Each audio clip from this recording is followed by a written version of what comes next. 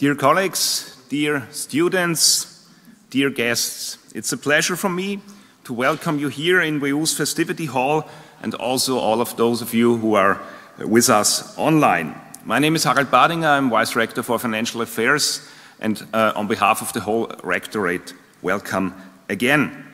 Tonight's event is organized in the context of the event series WU Matters, WU Talks. This series focuses on major issues that our society faces and as such is an important instrument of WU's third mission, the third main task of universities besides research and teaching. Of course, and committed to addressing today's crucial economic and social issues, WU initiated this event series, a modality to bridge science, or to build a bridge from science to the public which is interested in research and the consequences to all these societal challenges and the contributions it makes. So over the last years, over 400 experts, researchers, business leaders have been involved in close to 100 events attended by over 20,000 people, so quite an impressive track record, I would say. So today's edition of WU Matters, WU Talks is organized by the Department of Information Systems and Operations Management. Thank you very much to this department for this contribution. So the lecture tonight will be given by Marta Sabou, who has joined the WU in March 2021 as Professor for Information Systems and Business Engineering at the department mentioned before. Professor Sabou holds a PhD in Artificial Intelligence from the University of Amsterdam.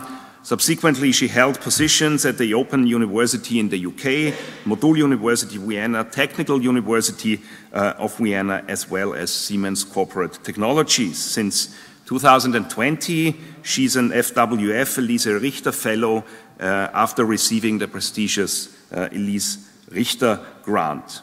Professor Sabou's mission at WU is to continue performing excellent research in her area of expertise, artificial intelligence in particular. Additionally, of course, she aims to bring in her latest research findings into new teaching offerings at WU. The topic, as already mentioned, tonight is artificial intelligence, a topic which perfectly aligns with one of WU's three strategic goals, namely digitalization.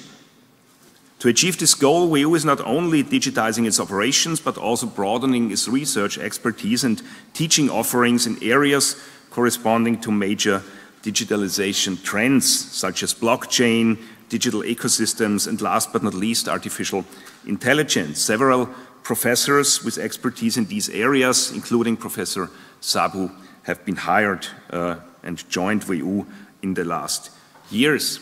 Today, artificial intelligence-based systems are ubiquitous and impact not only businesses but also all aspects of society. Recommender systems underlying e-commerce, social media sites, intelligent conversational agents, medical diagnostic systems, robots, self-driving cars. These are just a few examples of systems that aim to improve all aspects of our daily life. The predictions for the future of the economic impact are quite impressive, so several simulations predict substantial growth effects that might be triggered by implementing these technologies. But coupled, of course, with this success come also numerous concerns related to legal and ethical aspects. So these include reconciling the need for data of many AI applications with the right to data privacy and the application of AI systems in a fair and an unbiased way. Tonight we have the opportunity to look behind the scenes of these fascinating systems. What are the key types of AI technologies? How are they evolving under the pressure of business applications and increased concerns for legal and ethical implications? What are the key technical trends in these exciting times as AI is making its way from research labs into reshaping our industries, our societies, and in the end, probably also our lives? With all these questions in mind, I'm pleased to give the floor to Professor Sabou, who will address these and related questions as part of her lecture and the following Q&A session. Have a nice evening. Thank you.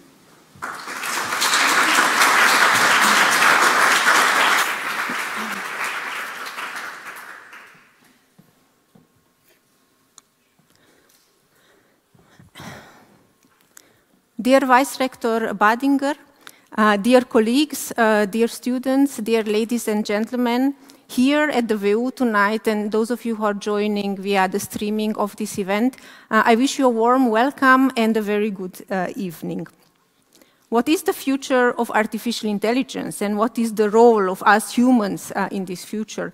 These are very exciting questions to which you probably have some ideas already what the answer is. And tonight my goal is to address this question from the perspective of my own technical expertise. I will do this in 3 stages.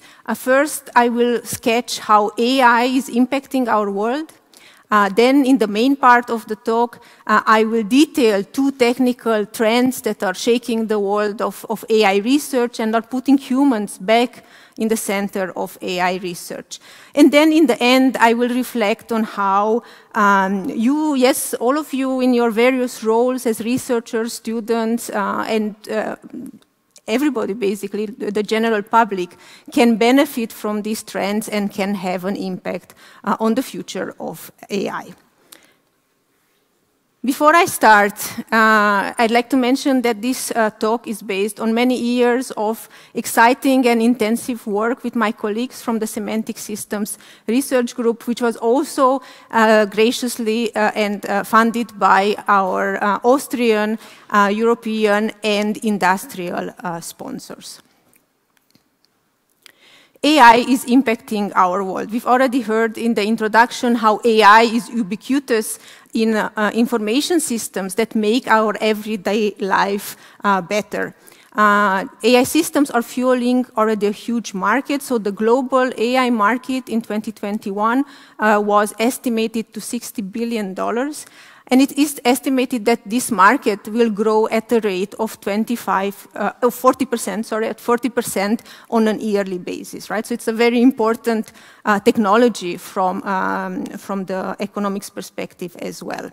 But what's very exciting about AI are the various breakthroughs and scientific discoveries that are happening basically on a monthly basis. I just brought 2 of my favorites from this year. The first one, probably you've also read, DeepMind has announced recently that its AlphaFold algorithm has discovered the folding of all proteins known to scientific research, so the whole protein universe.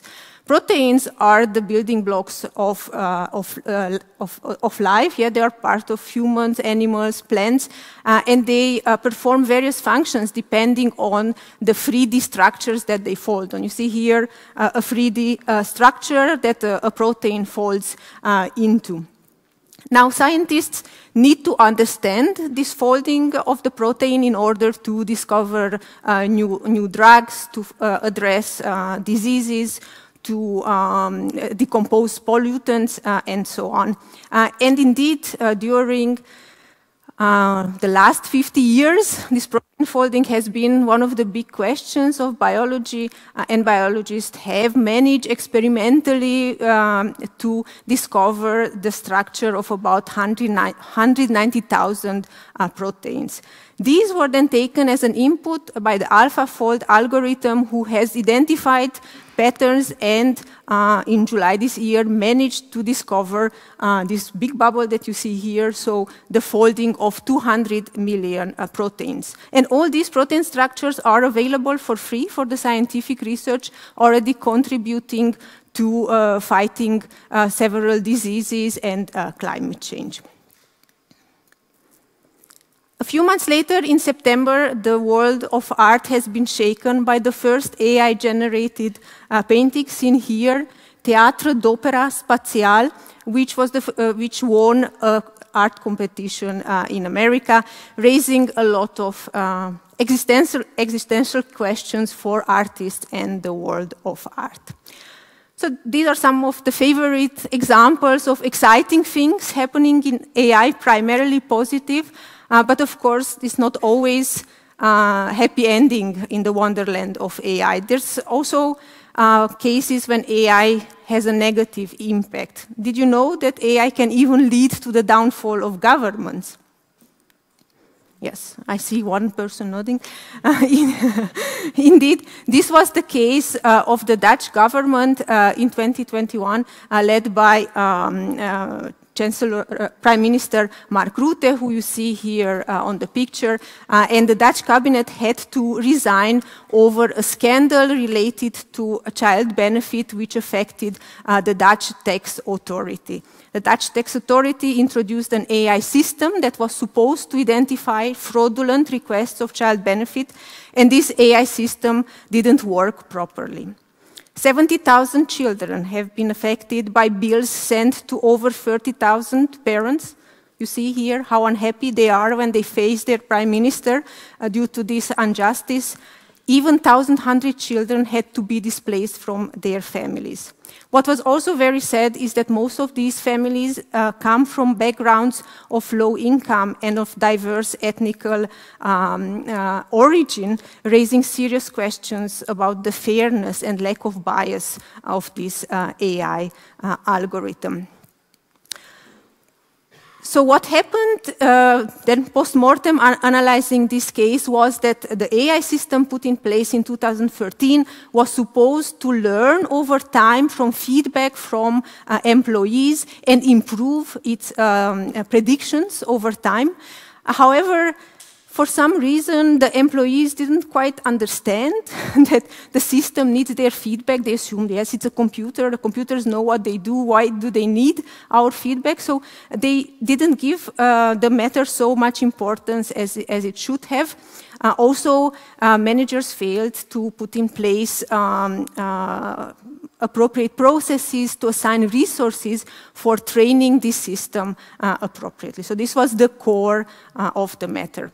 Obviously, as AI scientists, and I'm sure I can speak for all of you in the room, we all want to avoid such situations of deeply affecting the lives of so many people. So it's important to understand the challenges that AI is still facing. And of course, the newspapers are quick to highlight the technical challenges. We've heard how AI systems act as black boxes, right? It's kind of hard to understand what their decisions are based on. They cannot explain these decisions. Sorry. They are also quite susceptible to biases in the data, and they propagate these biases in their training data to their decisions. And last but not least, it's often difficult to understand what's going on in an AI system because there's a lack of technology audits, right? So to understand what data is used, what models are used, and so on. However, I think that challenges are not only of technical nature. In fact, technical challenges are just the tip of the proverbial iceberg.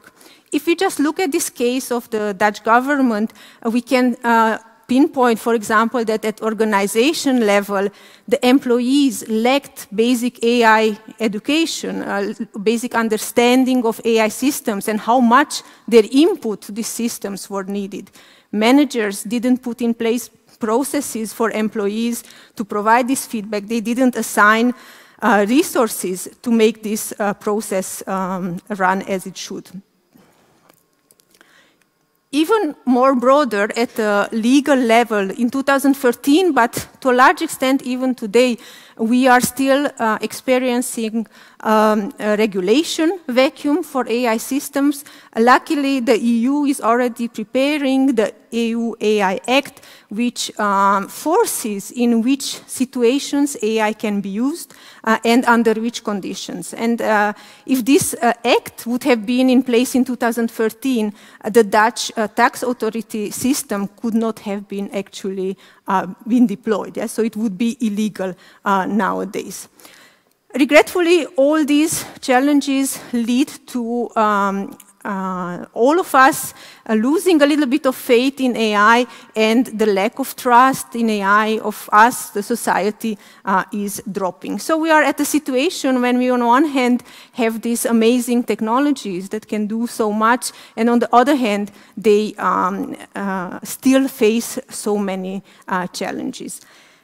And this situation is a little bit a backdrop of why I joined WU, because I think coming to WU will allow me to contribute to address these challenges, in particular in 3 areas, right? So the first one is research. As you've seen from the challenges of AI, these go far beyond computer science. We need to extend our research to collaboration with colleagues from organizational sciences, management sciences, legal aspects, and so on, to provide a more concerted answer to all these research challenges that AI systems are facing. I also think WU can do a lot at the level of education. We are educating the next generation of workers, so we have the possibility to provide them the AI literacy that they need to avoid the situations that we've seen in our use case. And here, already tomorrow morning at 8 o'clock, I will meet some students to discuss topics related to AI. Last but not least, WU can and should and can and does do a lot of work in its third-party mission related to public outreach with several lectures, including this one, to transfer knowledge to society and to educate people. So this is a good opportunity for me to reflect again on this situation and thank the rectorate at the WU for welcoming me here at this university and giving me the opportunity to make this impact in these 3 areas on the future of AI. And this is really a good moment in time to take AI matters seriously. I say this because in AI research, especially in the technical fields of my expertise, we are seeing great developments. We are at the brink of the 3rd wave of AI. And this 3rd wave is brought by 2 recent trends. The first trend, hybrid AI, proposes building new AI systems that combine techniques from 2 families of AI technologies that so far have been used primarily separately. So the idea is to build systems that use both symbolic and sub-symbolic AI, to build systems that both reason and learn, thus coming closer to the original vision of AI, of mimicking human intelligence in its complexity. So the other trend, it's another hybrid, but here the hybrid relates to intelligence, so hybrid human-machine intelligence. Here the focus is not so much in developing AI systems, but how we combine AI systems and humans in complex teams that work together in a nice manner, right? In a fair manner, and to achieve the goals that they need to achieve. Okay, so in this talk I will briefly discuss these 2 trends. Actually, I will spend most of the time on the first trend because the second one is quite recent, and we also had a very interesting invited talk on this topic from an international expert, which you can find on the web pages of our department. So those interested in the hybrid intelligence already have something recorded for them. Okay, let's start with the first trend, the hybrid AI techniques. This trend very much reflects my own professional career. So I want to discuss this trend by telling you the story of my professional career. At the beginning of the century, I had the amazing opportunity to study a master's in artificial intelligence at Vrije Universiteit in Amsterdam. I was part of a very small cohort, 20 students, can you imagine? AI was really a very niche area at that time, and we were all very excited, these flower power students, amazed by cognitive science and so on, and we really wanted to build the next generation computers, computer systems that mimic human intelligence. In fact, this is the definition of AI. So very quickly, we realized in our studies that basically we attended two types of classes. On one hand, there were classes that taught us techniques which saw intelligence as the ability of computer systems to represent knowledge in a formal way and draw logical conclusions. So we were building systems that were reasoning. And to build these systems, we needed to represent this knowledge with symbols, so we call this a branch of AI, symbolic AI. The other family of techniques that we were taught saw intelligence, on the other hand, as the ability of humans, and not only, to learn from examples very quickly. So we studied techniques that used statistical methods to discover patterns in large amounts of data, such as neural networks, and we called this sub-symbolic AI. And we never really questioned whether these two fields should be mixed together, right? They were two fields that had a completely different vision of what intelligence means. They relied on different mathematical principles, logics versus statistics. They were taught by different professors on different floors and attending different conferences. So they were really two separate universes. And so they stayed for the next decade. What happened after 2000, when I finished my master's, was amazing. We've seen 20 years of amazing developments on both fields of AI.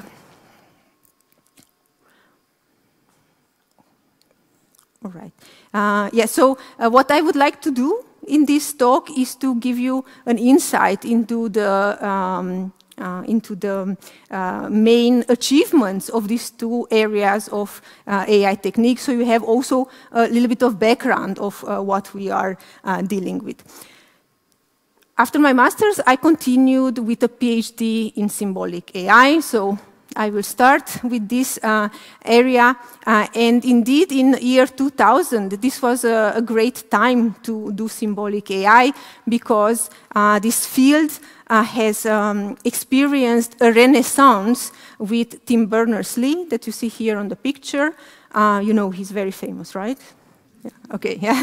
He's the inventor of the World Wide Web. So around 2000, Tim Berners-Lee thought that the web was becoming too big and too unmanageable for computers, and that it would be very beneficial to reach back into the AI techniques that existed, in particular symbolic AI, to represent web content in a way that is more approachable by machines, more processable by machines. So the concrete idea here was to take any normal web page, say Beatles from Wikipedia, which contains text and pictures, and translate it in another representation that is more structured, so machines can make more sense out of it. So you can think of this a little bit like this, so going from text and pictures and all this conundrum of information to a much more structured network of key entities and relationships between them. So entities like the music group, its members, the city they were founded in, and so on. By the way, we call these networks knowledge graphs, so I want you to keep in mind this term. This is one important technology that we are working on. Okay, so this was at the beginning of year 2000, and then we went on, our community, took the whole Wikipedia and transformed it in this semantic web format using symbolic AI techniques. And this was a great starting point of really creating a semantic web. So Wikipedia, because it's so broad, and acted as an integration hub for several other websites and data sets that were published with these semantic, symbolic AI technologies. So you see already in 2007, such a small linked data cloud has been started, and this technology was then very much, let's say, used, very much taken up very quickly in several domains. Just 4 years later, the web of data contained already so many data sets, so more than 31 billion facts covering several domains. In particular, life sciences benefited from this technology. I mean, you know, medical professionals, pharmacologists, they have a lot of data about drugs, proteins, body parts, whatnot, that can be represented in these technologies. In fact, my best PhD students ended up working for big pharma companies that use this technology internally. And the story doesn't stop here. So this technology was used even further. The last picture of the web of data that we have is from 2020. After that, it was simply impossible to represent all the websites and data sets. You see the Wikipedia? Wait a minute, I think I can show here. Here.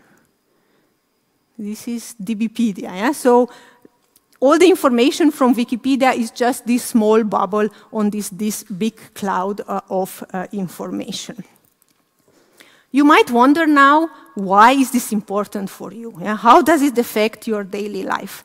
Well, I'm glad to tell you that many of these technologies are already part of products that you use on a daily basis. Maybe some of you that came to WU for the first time tonight, I know a few of you who made your way first time to WU City. Maybe you went to Google to search for WU Vienna, and you received a set of web pages where you could look for information that is interesting for you. For example, the address of the university, the number of students, the rector, and so on. And additionally, probably you also noticed you have this information panel on the right, which which represents in a very structured way the data about WU. So this is a great help, right? It's a great help for us as humans. Very quickly you have the basic data about your entity of interest. And of course, behind, as you might have guessed, there's a knowledge graph, right? So there's a formal symbolic AI representation of WU and the main entities related to it. This is actually just a snippet of the Google knowledge graph about which you might have heard, which basically contains, it's a big network of all entities on the web and their relations. So with this, more or less, the vision of semantic web was realized inside Google, but we benefit from it, so that's good. So our community started to look for new challenges. And the next research question we approached is how to go beyond the realm of the web. Can we use these technologies to solve other problems as well? So I'm very glad to say yes, we found new ways to use these technologies.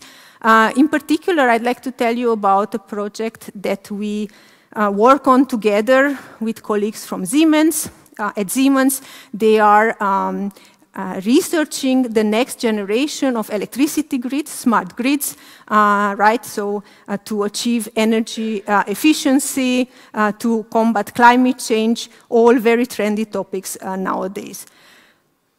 The idea is to build software for the smart grid. As you know, the smart grid will contain a lot of renewable energy sources, such as photovoltaic panels. It will allow us to connect e-car chargers, batteries, and so on. And all these renewable energy sources will come and go in the network. Yeah? They can just attach themselves or detach themselves. So the electricity network becomes much more volatile, much more dynamic, and it needs a lot of IT IT technology to keep it balanced, to keep it efficient, and also responsive. The other important thing about the smart grid, this emerging new electricity grid, is that it needs to be usable, right? People who use e-car chargers need to be able to understand how they work. How many of you use e-car chargers? A few shy people. Right, so as I understand, this technology is still very much at the beginning and the usability is quite low. So for example, if there's an event with the e-car charger is charging slower, it's kind of hard to just ask the e-car charger, why are you charging slower? So there's a lack of explainability of events that can happen in the smart grid. And this should be addressed if we want to make sure that smart grids are usable and are taken up at a large scale. Okay, so this is what we are working on with colleagues at Siemens, and as you can imagine, a major challenge that we have is that it's kind of hard to write software for the live electricity grid, right? None of you would be happy if you would just switch off the electricity grid to debug our software. So to overcome this situation, we are greatly supported by a smart grid simulator built by Siemens colleagues. This simulator allows us to do in vitro research. So basically, it gives us the opportunity to represent complex situations in the smart grid and see how they evolve over time. And also write software on top of this simulation environment. And when we are sure the software works, then we can deploy it in the real world. Okay, so I have a short video about this simulation engine that I will show. You will see how we can build these networks and also how we can get very detailed simulation data about various physical measures such as voltages and so on. So enjoy the nice music and the video.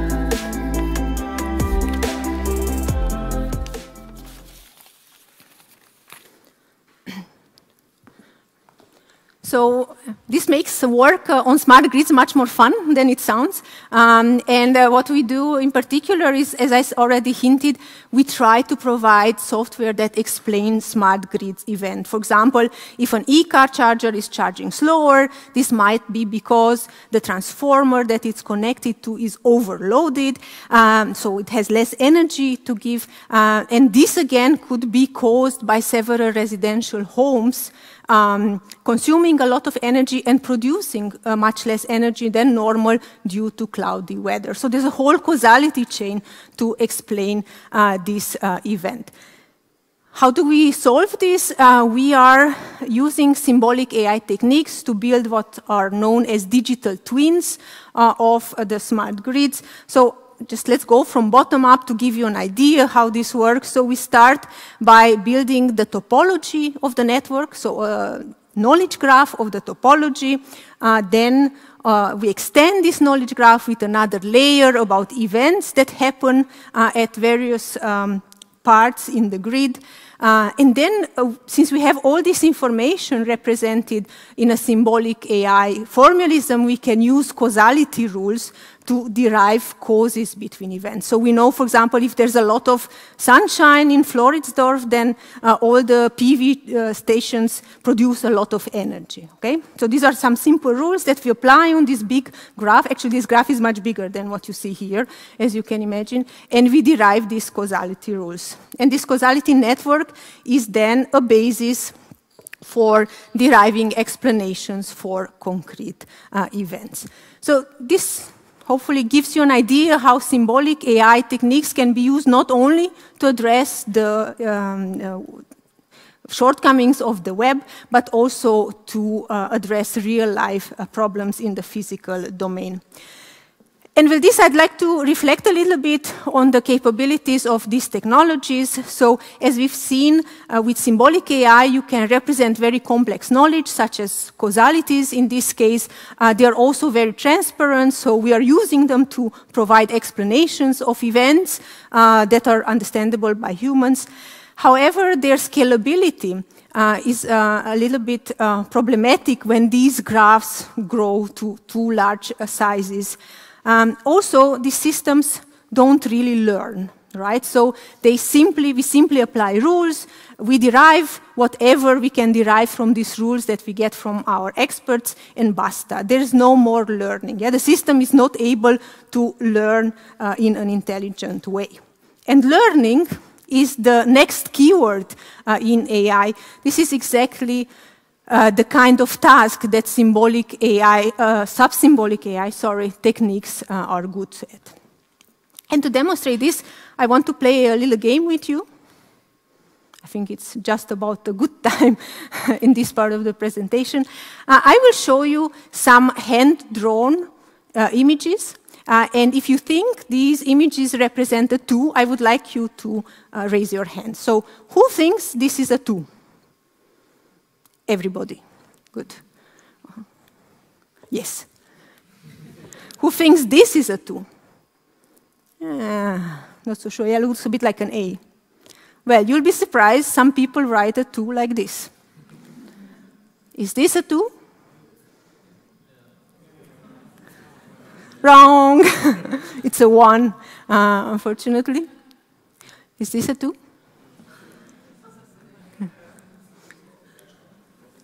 It is a 2. Okay. Is this a 2? Yeah, a few. Yes, so I also thought it's not a 2 until one of my children started school and had slight dyslexia, so started to write the numbers in the wrong way around, right? So it's actually a 2. And now that I explained you why this is a 2, next time you see such a 2, you'll say, yeah, I know, this is Marta's child's too, so you will raise your hand. Okay, so I wanted to demonstrate with this that we as humans are relatively good at identifying handwritten numbers. And of course, in AI, we want to build systems that do so. But imagine trying to do this with a rule-based system, a symbolic AI systems. How could you write rules to describe what is a 2? Huh? I mean, we could stay till midnight and discuss. We couldn't come up with all the set of rules to cover this complexity and variation of numbers.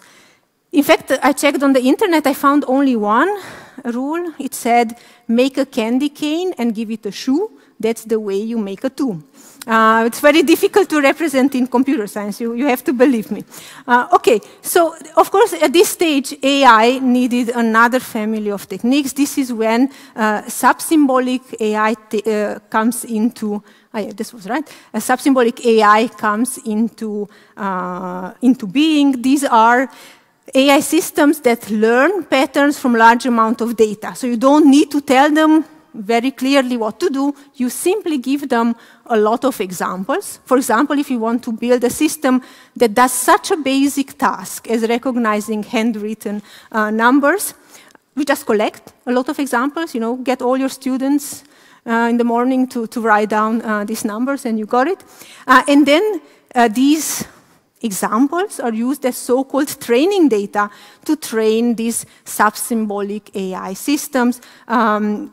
Most of you probably already heard about neural networks, right? So neural networks are these complex-looking meshes of connections. They have an input layer where you feed in the input data, for example, the pixels on these pictures, and an output layer, which will tell you which number they think you are showing them, and then a hidden layer that basically matches between input and output. And in practice, this neural network, although it has such a fancy name, is nothing more but a complex statistical function that is optimized to connect input and output.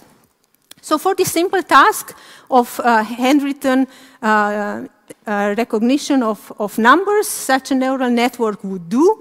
However, we want to do more complex things, right? So we would want to recognize cats, right, in pictures of cats. And this is quite hard to do with these simple networks, but thankfully, from 2010, we have more or less deep learning neural networks. Who has heard about deep learning? Yes, deep learning, deep fakes, and so on. Yeah, so deep learning basically takes neural networks to the next level by concatenating several neural networks. So basically, you have the simple structure from the last slide, and then the output of the first network is the input of the next one, and the output of the next one is the input of the other one.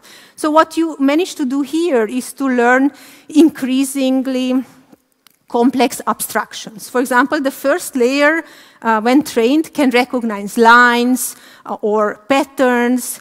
The second layer puts these together. Sorry, oops, wrong. Oh, so, again, rewind. The first layer learns lines, circles, patterns. Then these are input to a second layer, which can identify, for example, eyes or ears.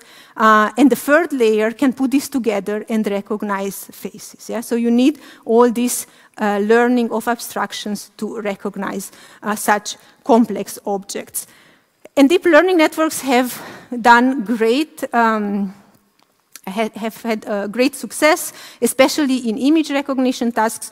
You see here 3 pictures of concrete objects, animals and plants. And the first label is a label given by a human annotator, so what a human would say this picture is about, and then the next 5 labels are the prediction of the deep network in this order. Yeah? So in this case, you see that the first predicted term by the network corresponds to that of a human. Yeah? And I would argue that here a network is even better than a human, because I wouldn't know that this yellow flower is a yellow lady's slipper. Yeah? So these networks can learn all these amazing, fancy terminology.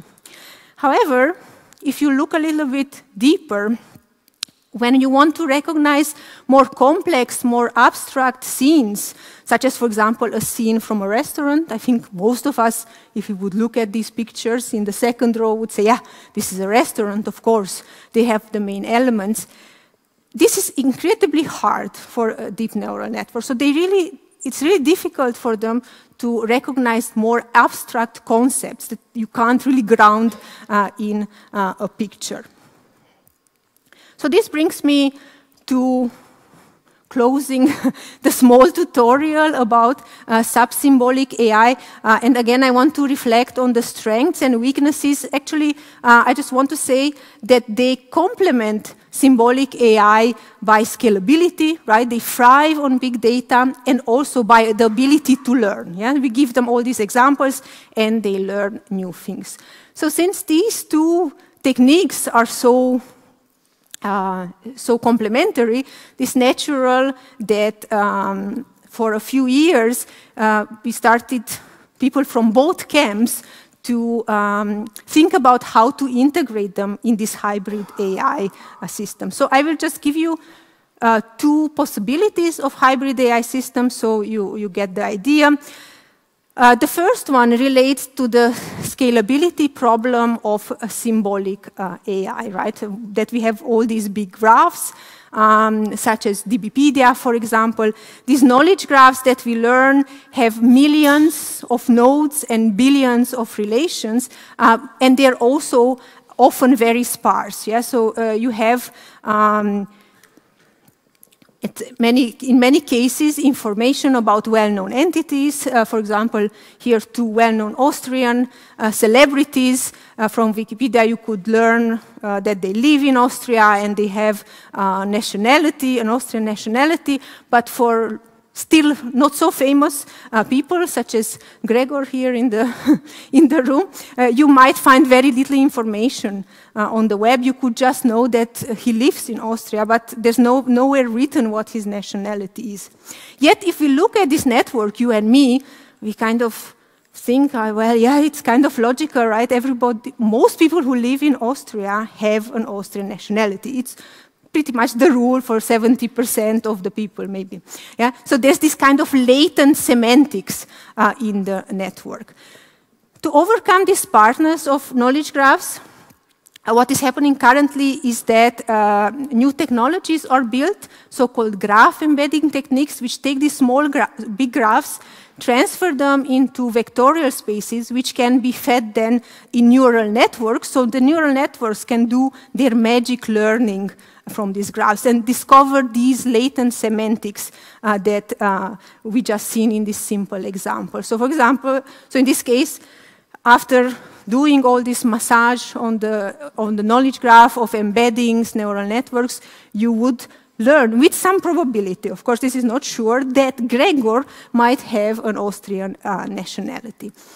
This is just a pedagogic example, of course, but these technologies have amazing applications, for example, in medicine. Yeah? We've seen there's so much medical data represented, and currently there's a host of research of how to use such techniques on medical knowledge graphs to discover in vitro drug interactions or which drug is effective for diseases such as COVID before you try this out in the laboratory, right? So scientists are doing data-driven hypotheses, which then helps them use it in a laboratory. We tried this out in our own research, so I'm going back a little bit to the smart grid example. There you've seen these digital twins that we build, right? We represent the grid and we learn explanations. And we asked ourselves whether we could go beyond the limitations of the rule-based symbolic AI system. What if we would take some of these digital twins and throw them into neural networks? Could they learn something for us, right? So this is exactly what we did. We took the symbolic AI-based representation of smart grid, so all these explanations that we develop with rule-based systems, then send them through a sub-symbolic AI system, and we were able to learn based on some early results. It seems that we are capable to learn not only things that we would have discovered with rules, but also new explanations. Yeah? So kind of our system starts to learn from these rules. It's like, teaching somebody to drive a car and then he knows how to drive a golf cart. Yeah? This is exactly this kind of effect in this case. And we are very excited about this possibility.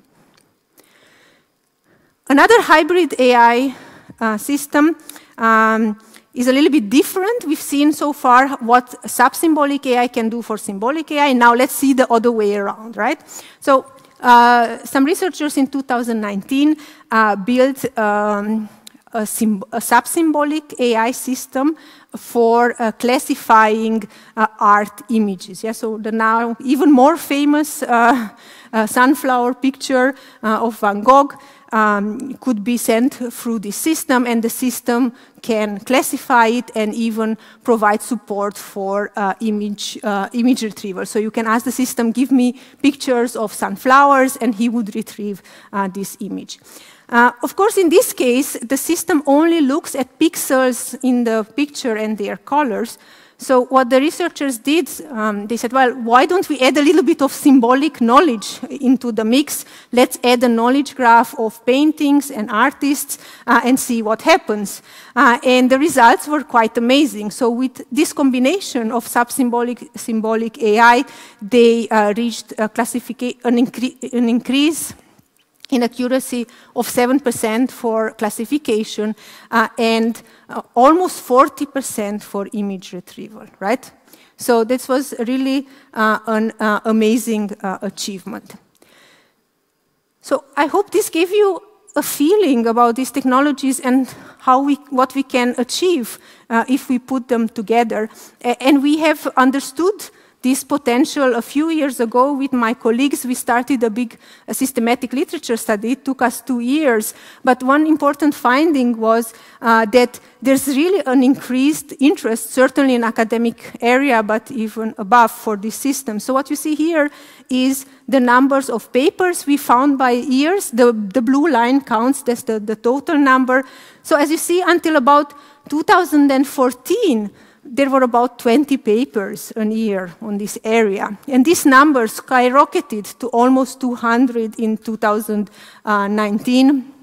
So really a tenfold interest in these types of papers. By the way, this was done as part of the FFG Obaris project that we are very proud of.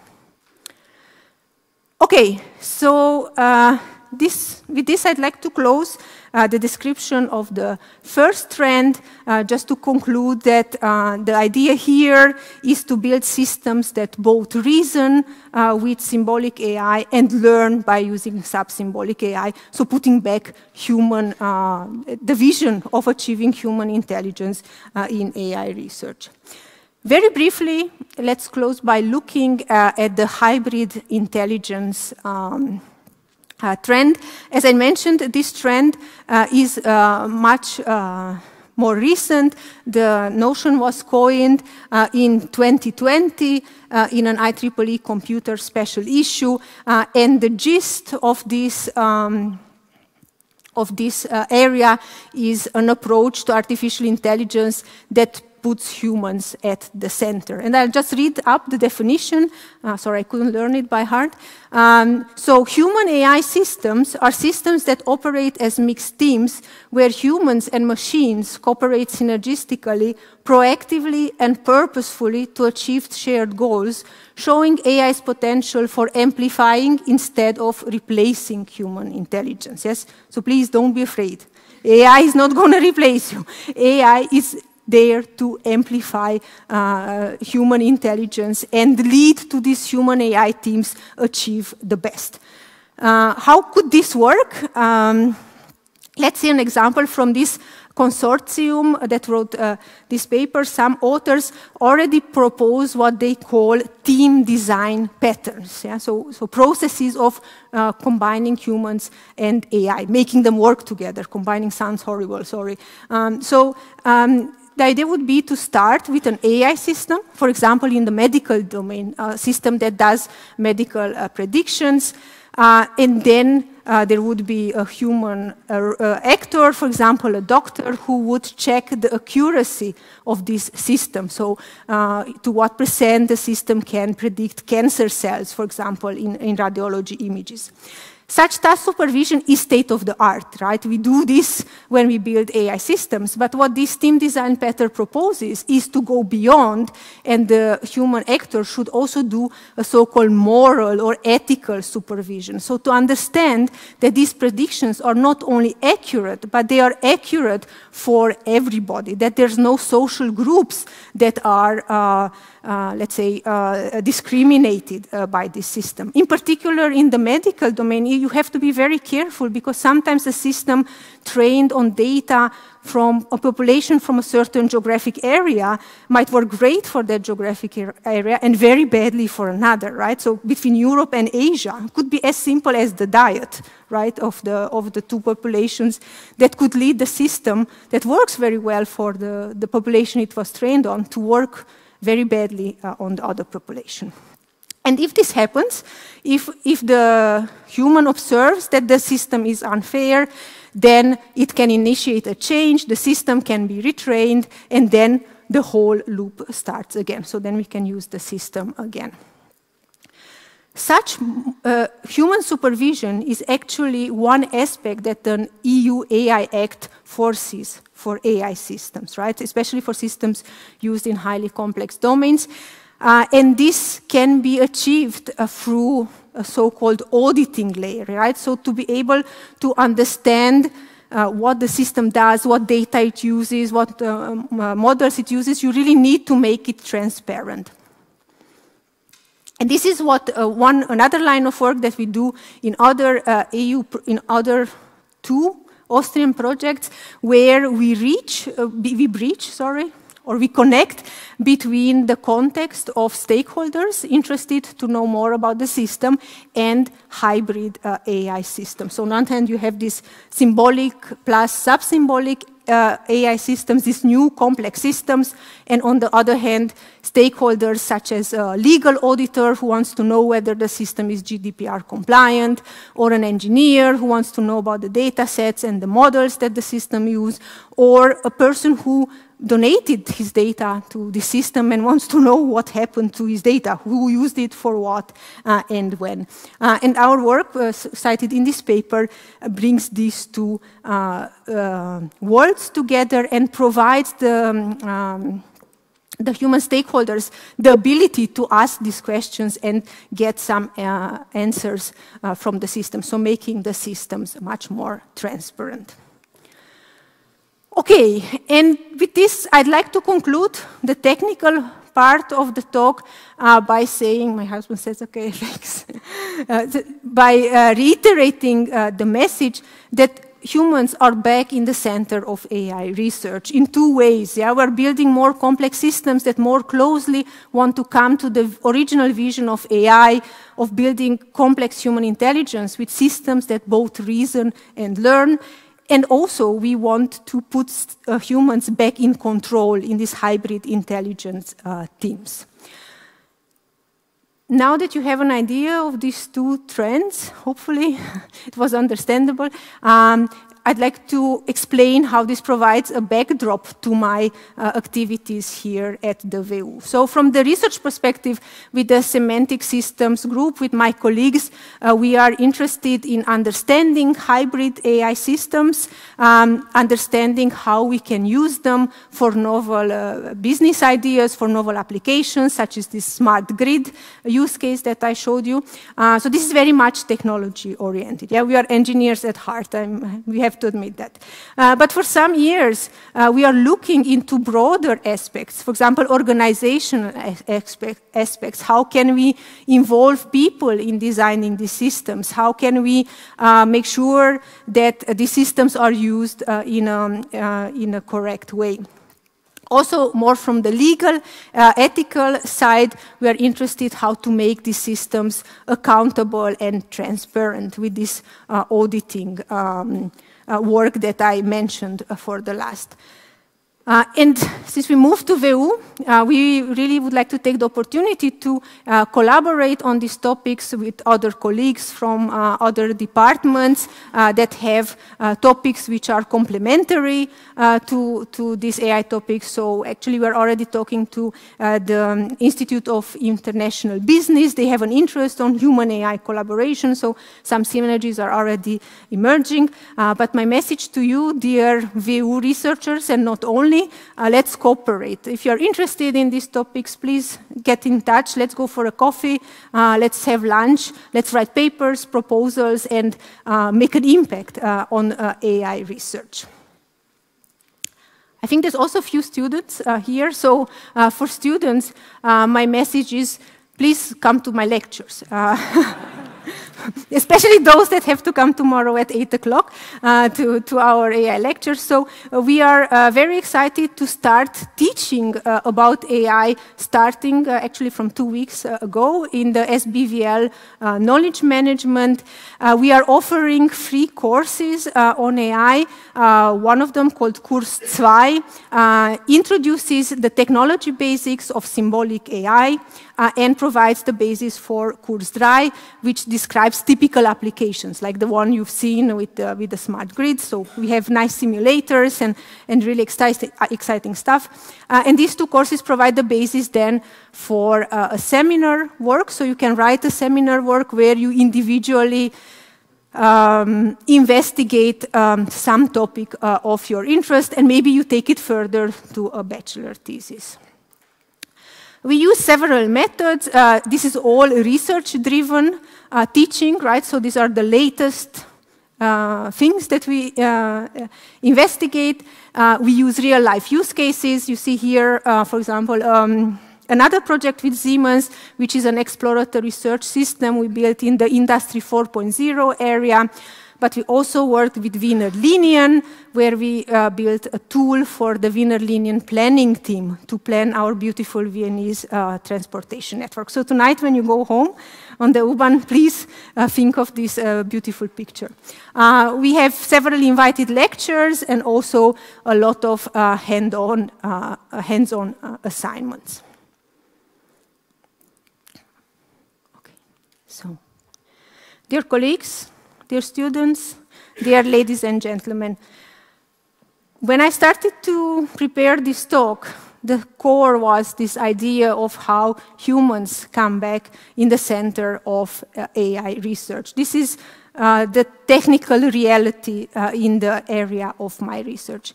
However, over the various months and weeks and weekends that I was preparing this talk, I realized that I have a much deeper message to tell you, as follows. Keep calm and stay open-minded.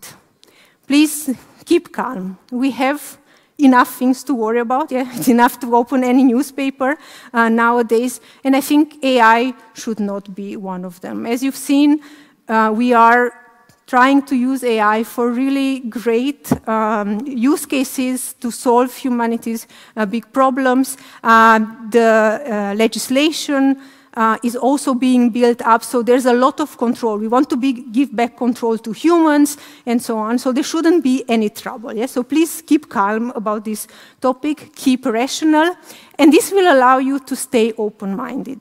Stay open-minded about the capabilities of these technologies. I truly believe AI techniques are one of the most fascinating tools humanity built, and they provide us the possibility to address big challenges, right? From medical topics to climate change, to energy efficiency, and so on. At the same time, please keep open-minded, stay open-minded about the challenges of these technologies. I've just shown you a few challenges that we are facing, but there's many more. So please stay vigilant about these systems, about how they are employed, where they are employed, who develops them, and try to make an impact and avoid the unfair use of these AI systems. Question them as a citizen.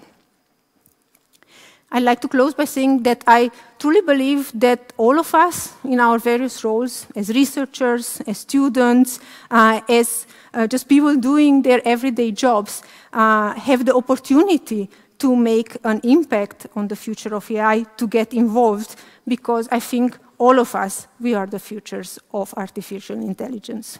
Thank you very much.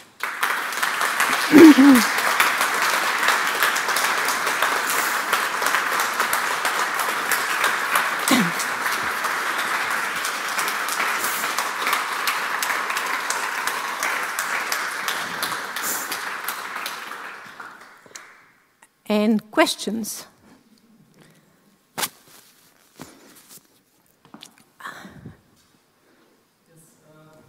I think you have to wait for the microphone. Maybe it's better to just stand up. Okay, thank you very much for the really exciting and nice presentation. I just want to ask about your opinion, because you explained about the combination between symbolic and sub-symbolic. And as we know that there are maybe heterogeneous symbolic AI, like, semantic web, and maybe label property graph or some heterogeneous graph. And in your opinion, which one that it might have potential to be used in this combination? Do you think that semantic web will be better, and why is better, or the other way around? So thank you very much for this presentation, and yeah. So I think I hope I got it right. So I think as I showed you this example of how semantic web graphs can be extended with sub-symbolic AI, but I think this also can be, this idea of technology can be brought forward to property graphs or other symbolic techniques. So it's a general technology that is being developed, and I think it's actually quite broad in its application. Did this answer your question?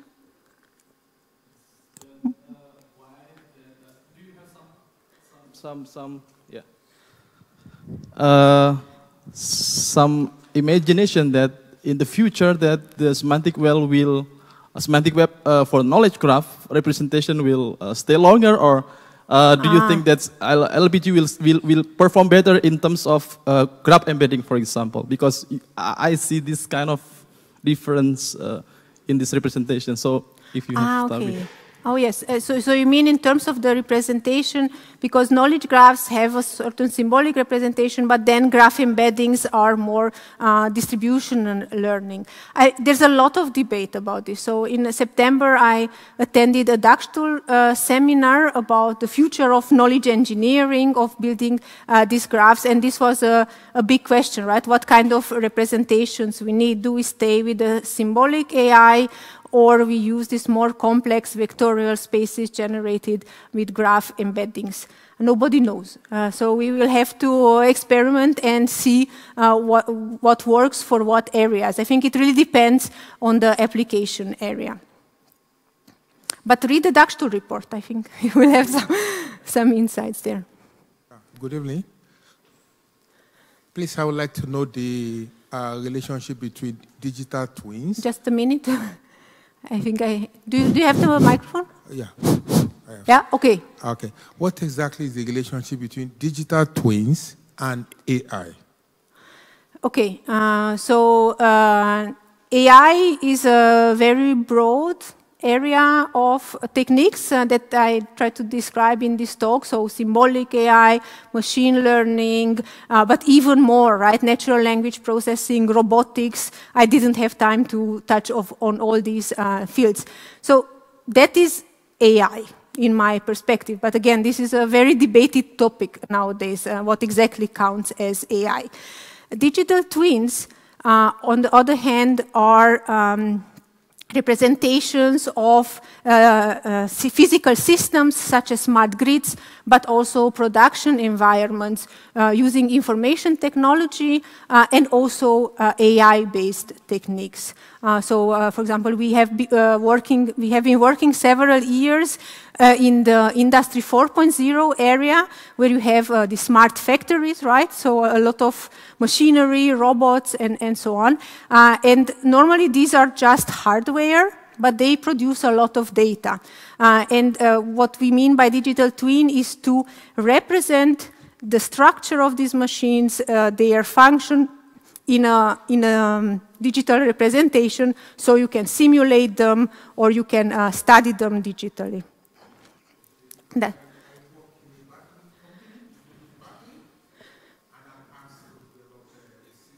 Mm-hmm.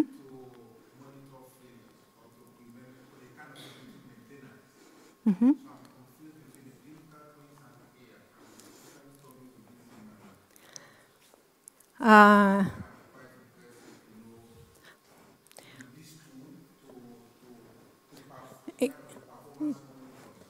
Yeah.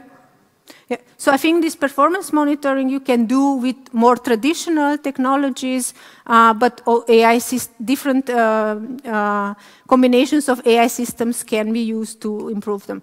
We could meet once and discuss this in more detail if it's interesting for you. I think it's a bit difficult to explain everything in the Q&A.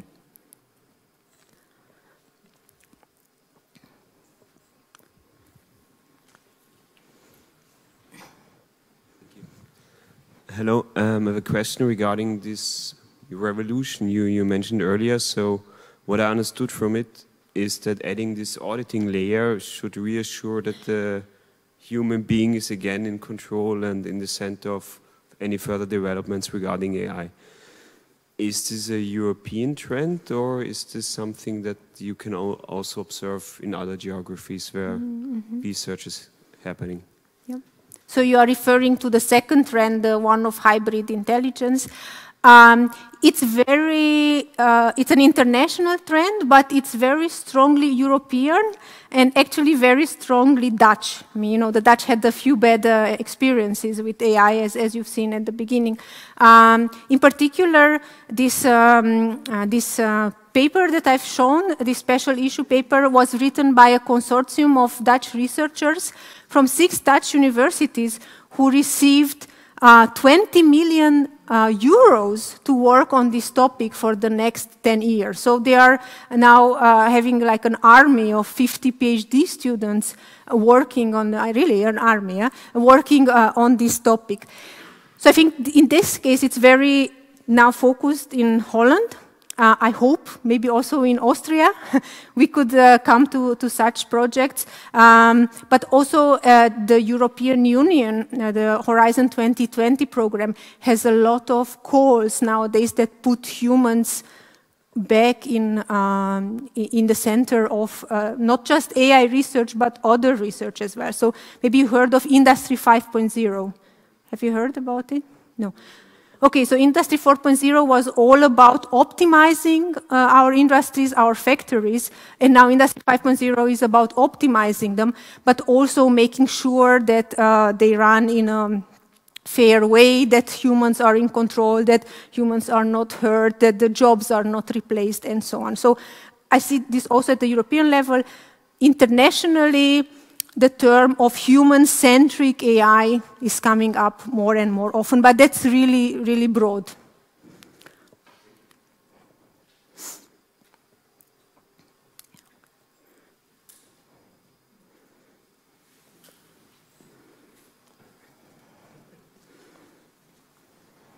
Thank you very much for introducing us to this interesting world of AI. You were talking about the third wave of AI, so I'm wondering what were the first and the second one? Yes, thank you. Yeah, I didn't have time to explain that, so great that you asked.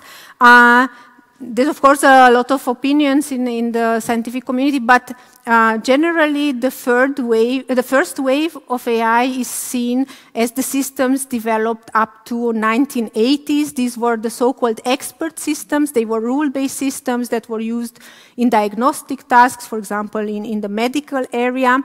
And they were very promising. Regretfully, they didn't catch up because it was so expensive to get all this human knowledge and rules. In fact, it was more expensive to build such a system than hiring the experts themselves. Things have changed nowadays because we have so much more data from which we can learn this information. So this was the first wave till 1980s, more or less, was mostly symbolic AI.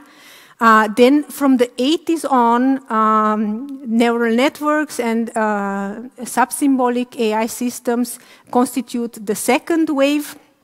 In fact, this is ongoing still, and especially after 2010, there were great developments due to better computational power, lots of data available. So that's this area of systems that simply learn from data is seen as the second wave. And then the third wave is exactly what we've been talking about, this hybrid AI that combines both reasoning and learning capabilities, bringing more complex systems. I hope my colleagues agree, more or less. Dear colleague. Just so I know that you also worked in that area, it was not so prominent in the talk. You mentioned the monitoring of humans, of AI systems, but not so much the contribution of humans in, for instance, crowd tasks in AI. Where do you see this fit into the picture that you presented? Yes. So yeah, that's a good, very good comment. In fact, you know, we are working on this. AI just didn't fit. So this very much fits in putting back humans in control. So in the hybrid intelligence, we are, as I mentioned, these knowledge graphs. They are very big but sparse. They also have a lot of errors that lead then to unwanted consequences, right? So if you have a knowledge graph which has factual errors or has certain opinions captured, that could lead the systems who use them to have erroneous output and also be biased in their decisions. So this is one other area we're working in performing human-centric validation of these knowledge graphs with crowdsourcing, expert sourcing, and so on. And this is another example of this human-centric AI. So not trying to solve everything simply just with more machine learning, but involving humans where they need to be involved. For example, if you want to check whether a knowledge graph contains different opinions about a certain topic, different viewpoints, for example, about geospatial issues, then it's very hard to catch this automatically, and this is where you need some human judgment. So it falls in the second trend, I would say. Thank you, Marta, for this nice talk. It was really enjoyable to listen to you. I have another question, what I was a little bit missing. Yeah? Yeah. When you talked about the different waves of AI, there was also a strong movement in logic, yeah? And different kind of logic representations and different kind of reasoning stuff. Yeah? Mm-hmm. And in my opinion, it disappeared in your vision. Where do you see the role of logic? Of logic, yes. So logic-based systems and reasoning-based systems, these were also very strong in the first wave of AI. I think there's still a lot of research in this area, and currently my perception is that it's simply an issue of scalability to the large graphs that we have. So logics-based reasoning worked great on rather small ontologies, knowledge graphs that were well curated. As soon as we go out on the web with big knowledge graphs that are really messy, they are uncurated, they have a lot of lack of data, it's very hard to add these strictly logical reasoning-based mechanisms. At the same time, if we still already have these symbolic representations, we can at least do reasoning with rules, right? So I think this still works also at the web scale. So I don't think these techniques disappeared. I think they still have their applicability, especially in more constrained domains. For example, in the medical domain, you can still do a lot of reasoning on medical taxonomies, for example. But on the web scale, this is becoming difficult. So this is, I think, why it's so exciting that we do this kind of graph completion with neural networks and knowledge graph embeddings.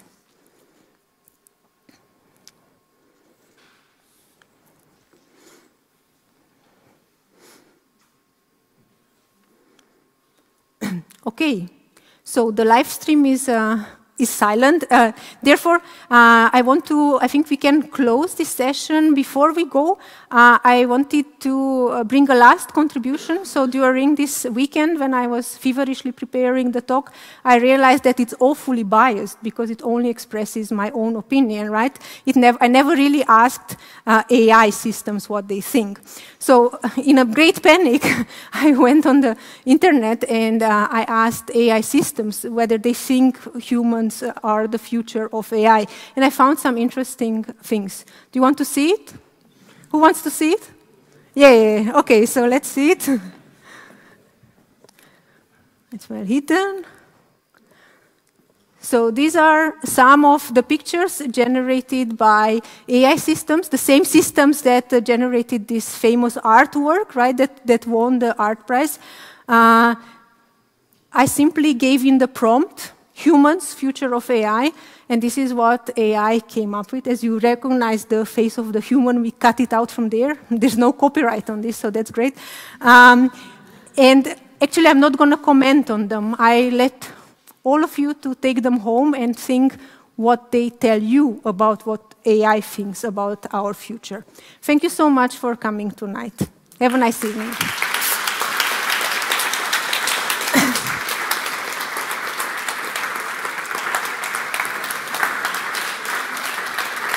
Thank you.